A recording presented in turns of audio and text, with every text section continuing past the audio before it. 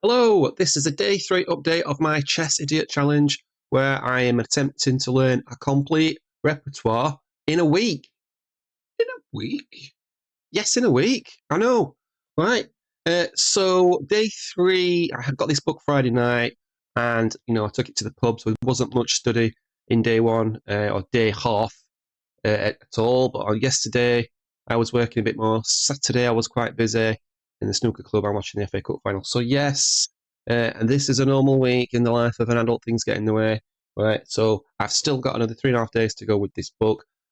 I have got some opinions on the book already, but I'm not going to share them in this video. I don't think it's fair to, review the book before. I promised I would do 7 full days, and that's what I'm going to do. So I want to keep my opinions in terms of the review to the book for the review, which will be in another 4 days or so.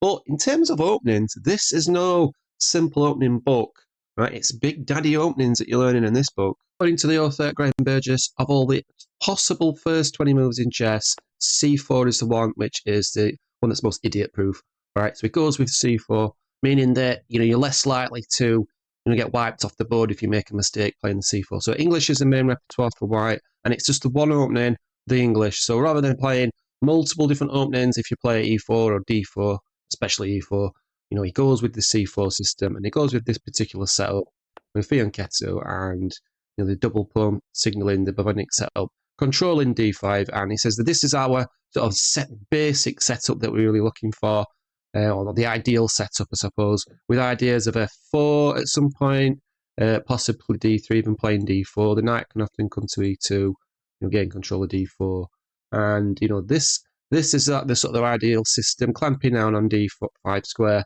And he says, yeah, d4 looked quite weak, I can get a hole in there, but he says black can't really make much of that hole on d4. So of all the possible first move replies, you still have to cover quite a lot. I mean, we can go into b6 lines, he talks about that. Obviously, the c4, c5 system setup, symmetrical English is coming in the next chapter quite a lot. So there's still quite a lot to learn, but that's what it goes with white.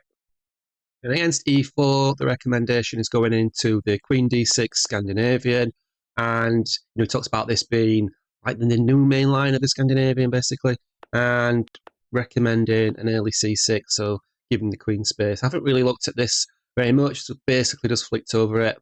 But this is a recommendation set up for black against e4. I believe this is the line that John Bartholomew plays, or certainly has done, at least in a couple of games online anyway. I've not properly looked into this, as I've just said, but it just looks like a good choice for me against e4. It reduces black's variations, it reduces the workload for black, and it seems to me a fairly solid, sort of safe, playable opening. It seems to have a lot of people actually can't stand the Scandinavian. One guy says to me, it's a joke opening.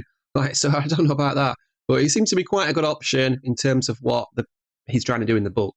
And against d4, he recommends the Queen's Gambit accepted lines and the slab. So this is a variation that he gives in the first part, but I've not looked at this yet at all. So as I say, I don't know anything about this particular setup, but someone did send me a message saying that this is an excellent reply against d4. So if you do want to keep updated with the Chess Idiot Challenge that I'm doing, you can subscribe, click on the bell thing, and that'll give you a notification when I post another video. Probably the next video will be the review, when I'm going to give my absolute opinion, honest opinion as always, of this book and whether you can learn a complete repertoire in a week, playable repertoire in a week, for both white and black. Introducing the new dog toilet bowl. It's easy to open. It's strong, it's long, and it's compact. Take it everywhere with you.